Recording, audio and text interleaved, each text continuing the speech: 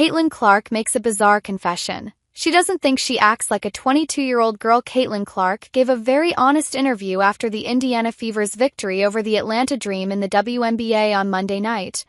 The State Farm Arena was packed with 17,608 fans who wanted to see the Fever in action, and it was Clark that stood out the most given her huge reputation despite being a rookie.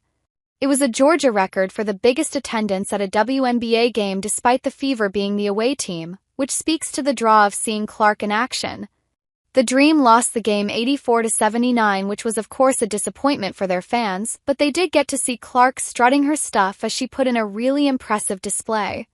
The rookie sensation came in with 19 points, 7 rebounds, 7 assists, 2 steals, a block and 4 triples in the win.